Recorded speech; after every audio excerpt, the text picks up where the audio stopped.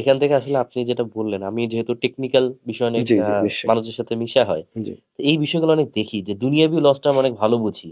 হুম, যে আচ্ছা তোমার জন্য বা আমি যদি এই ভুলটা করি তাহলে এত টাকার লস, এইটা লস, আমি যদি এই কাজটা না করি কোম্পানির এই লস হয়ে যাবে, এই দুনিয়াবি ইয়াগুলো আমরা খুব হুম, ভালো বুঝি। কিন্তু আসলে আমাদের আখিরাতে, আমাদের তো আসলে আমরা যখন মারা যাব, আমাদের তো হুম, সবচেয়ে বড় সমস্যাই হচ্ছে আমাদের গুনাহগুলো আমরা যা করেছি, হুম, এই বোঝাটা নিয়ে আমরা যাচ্ছি। তো আল্লাহ এতবার আমাদের সুযোগ দিচ্ছেন এই রমাদানে আমাদের এই গুনাহ মাফ করানো, কিন্তু তারপরও মানে আমরাই হব না, না না দরকার নেই, অনেকটা এরকম। কারণ কতগুলো অপরচুনিটি দিন রাত হুম। সব সময় আমাদের এই অপরচুনিটি আছে যে আমি আমার গুনাহটা মাফ করাই নিতে পারবো, আমি একদম নতুন ভাবে শুরু করতে পারবো। আমাদের তো ইসলামে আলহামদুলিল্লাহ আলহামদুলিল্লাহ এই সুযোগটা আছে। এমন না কারেক্ট। যে আমি এখন তওবা করতেছি তার মানে এই না যে আমার ওই গুনাহগুলা মানে, এমন না যে সবসময় ছোটবেলা থেকেই এক কাউন্টেড হতে থাকবে। আল্লাহ চাইলে আমার সব মাফ করে দিতে পারে, আমি পুরা নতুন ভাবে শুরু করতে পারি। তো এখন আসলে কিভাবে এটা করতে পারি আমরা, মানে এখন তো বুঝলাম যে রমাদানটা আমাদের জন্য অনেক ভালো, সব অনেক বড় একটা সুযোগ। কিন্তু কিভাবে, কি পালন করা উচিত, আমাদের কিভাবে কাটাবো, কোন আমলগুলো করা উচিত যাতে ইনশাল্লাহ আমরা আমাদের এই রমাদানটা খুব ভালোভাবে কাটাতে পারি? খুবই চমৎকার একটা প্রশ্ন করেছেন। আলহামদুলিল্লাহ। প্রথম কথা হচ্ছে যে আপনি একটু আগেই বললেন যে আমাদের ব্যর্থ হওয়ার প্রধানতম কারণ হচ্ছে যে আমরা দুনিয়ার আহ, উম, উপস্থিত আমাদের একদম সামনে যেগুলো প্র্যাকটিক্যালি আমরা দেখতে পাই, এই সাকসেস বা এই লাভটা আমরা যেরকম বুঝি, আখেরাতের লাভটা কিরকম আমরা বুঝি না। এবং এই কারণেই আমরা আসলে এই জিনিসগুলো লুফে নিতে পারি না। আপনি যেটা বললেন যে দুনিয়ার একটা লস হয়ে যাবে চিন্তা করলে আমরা আগেই শিউরে উঠি। যদি হম। এমন হয় যে আপনার সাথে কারো রাত ৩টায় মিটিং ফিক্স হয়েছে, ৩টায় যদি আপনি তার সাথে যান, আপনি $1,000,000 একটা ডিল সাইন করতে পারবেন। আমার মনে হয় আপনি কেন, আমি কেন, পৃথিবীর এমন কোনো মানুষ নাই যে রাতের বেলা ঘুমায় থাকবে। কিন্তু আল্লাহ সুবহানাহু ওয়া তাআলা যখন প্রথম আকাশে নেমে এসে ডাকতে থাকেন, মাইয়াদউনি ফাস্তাজিব আলা, কে আছে আমাকে ডাকবে আমি তার ডাকে সাড়া দিব। মাইয়াস্তাগফিরুনি ফাগফির আলাহ, কে আছে আমার কাছে মাগফিরাত কামনা করবে আমি তাকে ক্ষমা করে দিব। এরকম যে আল্লাহ সুবহানাহু ওয়া তাআলা প্রথম আকাশে নেমে এসে রাতের বেলায় ডাকতে থাকেন, আমরা কিন্তু ঘুমায় থাকি। এরকমই আখেরাতের কোনো কিছু আমাদেরকে টানে না, অর্থাৎ আমরা দুনিয়াটাকে আখেরাতের উপরে বসিয়ে দিয়েছি একেবারে।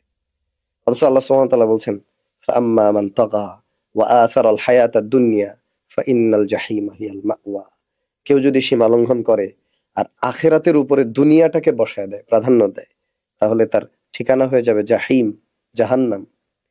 পক্ষান্তরে ওয়া আম্মা মান খাফা মাকামা রাব্বিহি ওয়া নাহান নাফসা আনিল হাওয়া, যারা আল্লাহ সুবহানাহু ওয়া তাআলাকে ভয় করবে, প্রবৃত্তির কামনা বাসনাকে নিয়ন্ত্রণ করবে, আল্লাহমুখী জীবনযাপন করবে, ফাইন্নাল জান্নাতা হিয়াল মাওয়া, তার ঠিকানা হয়ে যাবে জান্নাত। তো দুনিয়াকে প্রাধান্য দিব না আখিরাতকে প্রাধান্য দিব, এটা আমাদেরকে ভালো করে চিন্তা করতে হবে।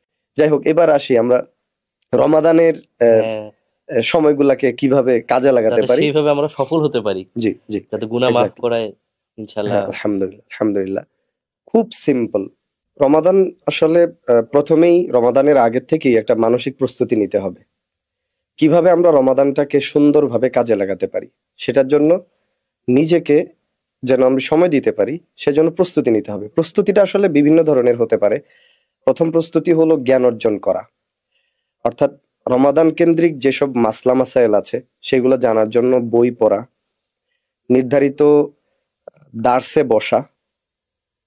এলোমেলো আলোচনা শুনে আসলে খুব বেশি ফায়দা হবে না। ইভেন আমাদের এই পডকাস্ট থেকেও যে রমাদান কেন্দ্রিক সকল বিষয় মানুষ জানতে পারবে এরকম না। কেউ যদি রমাদানকে সঠিকভাবে কাজে লাগানোর জন্য ইচ্ছা পোষণ করে, তাকে রমাদান বিষয়ক, রমাদানের মাসাইল এবং করণীয় বর্জনীয় বিষয়ক একটা ছোট বই পড়ে ফেলতে হবে নির্ভরযোগ্য লেখকদের। আর যদি সম্ভব হয় ধারাবাহিক কোনো দার্স যদি থাকে রমাদানের মাসাইলের উপরে, কিতাব ভিত্তিক দার্স, অথবা এমন কারো দার্স যিনি ধারাবাহিকভাবে বিষয়গুলোকে কভার করছেন, তাহলে আলহামদুলিল্লাহ এটা খুবই উপকারী হবে। আমি এখানে নামও উল্লেখ করতে পারি একজনের, হুম, উস্তাজ মোহাম্মদ নাসিল শাহরুখ। জি। যদি ইউটিউবে সার্চ করা হয় মোহাম্মদ নাসিল শাহরুখ দিয়ে, তাহলে পাওয়া যাবে। উস্তাজের খুব রিসেন্ট টাইমে রমাদানের আগে থেকেই উনি ধারাবাহিকভাবে রমাদানের উপরে দার্স দিচ্ছেন, শীট প্রোভাইড করছেন এবং সেটার উপরে পরীক্ষা নিচ্ছেন। তো হুম, অনেক শিক্ষার্থীরা উপকৃত হচ্ছেন আমি আলহামদুলিল্লাহ। নিজেও করেছিলাম আগের আচ্ছা, আচ্ছা, আগের বার একটা। আলহামদুলিল্লাহ। তো এটা একটা ভালো জিনিস। অথবা ধরেন তাইবা একাডেমি বা যেখানে যেখানে কোর্স আছে রমাদান কেন্দ্রিক অথবা ইসলামিক স্টাডিজ এর উপরে কোর্স গুলো, সেখানে রমাদানের পার্ট। তো এই জায়গা থেকে ধারাবাহিকভাবে মাসলা মাসাইল গুলা জেনে নিতে হবে। তো যেটা বললাম যে প্রস্তুতির প্রথম পার্ট হলো জ্ঞান অর্জন করা, রমাদান বিষয়ক পর্যাপ্ত জ্ঞান থাকা, কি করা যাবে কি করা যাবে না, কিভাবে করতে হবে। দ্বিতীয়ত বিষয় হলো অবসর গ্রহণ করা, আল্লাহর জন্য নিজেকে একটু অবসর দেয়া। দুনিয়ার ব্যস্ততা তো থাকবেই, সেটাকে যত বেশি পারা যায় মিনিমাইজ করা। অফিসগুলোকে তাদের এমপ্লয়ীদের জন্য সুযোগ তৈরি করে দিতে হবে ইবাদতের। এমন যেন না হয় যে সারা দিন অফিস চলছে। আবার অনেক জায়গায় ইন্টেনশনালি দেখা যায় যে এমপ্লয়ীদেরকে রমাদানে বিভিন্ন ধরনের চাপে রাখা হচ্ছে, ইফতার পর্যন্ত ঠিকমতো করতে পারছে না অনেক এমপ্লয়রা। এই জিনিসগুলো থেকে বের হয়ে আসা উচিত। তো যারা বিভিন্ন জায়গায় অফিস পরিচালনা করছেন তাদের উচিত রমাদানের জন্য আলাদা টাইমিং নির্ধারণ করা। রমাদান টাইমিংটা হবে এমন যেন এমপ্লয়ীদের ইবাদতে কোনো অসুবিধা না হয়। প্রতিষ্ঠানগুলোরও উচিত রমাদানকে সামনে রেখে সেভাবে কাজের লোড কমিয়ে দেয়া, পড়াশোনার লোড কমিয়ে দেয়া। ছাত্ররা যেন রমাদানে, বিভিন্ন জায়গায় এরকম আছে রমাদানে নানানমুখী পরীক্ষা, এটা ওটা, এইসব চাপের কারণে ঠিকমতো কোরআন তেলাওয়াত করতে পারে না ছাত্ররা। তো এই জিনিসগুলা থেকে বের হয়ে আসা উচিত এবং কাজকর্মকে যত বেশি পারা যায় কমিয়ে রমাদানে ইবাদতের জন্য নিজেকে প্রস্তুত রাখা উচিত। আগে এটা করতে হবে, কারণ আগে থেকে যদি প্ল্যান না থাকে তখন সামনে নানান ব্যস্ততা আসবে। শয়তান আসলে তখন আরো বেশি আপনাকে পুশ করতে থাকবে যে এটা করতে হবে, এটা করতে হবে, এটা করা হয় না, এটা করা হয় না। দেখা যাবে যে দুনিয়ার সব কাজ কিন্তু রমাদানের জন্য রেখে দিছে। তো এরকম হয়ে যায়, এগুলা থেকে আমাদেরকে একটু দূরে থাকতে হবে। আরেকটা জিনিস আমি উল্লেখ করব, এটা মানে খুবই জরুরি, এটার সাথে প্রাসঙ্গিক। রমাদান আসার আগে থেকে আমরা একটা প্রস্তুতি খুব ভালো নেই, এটা হচ্ছে যে কি কি খাবো কি কি খাবো না।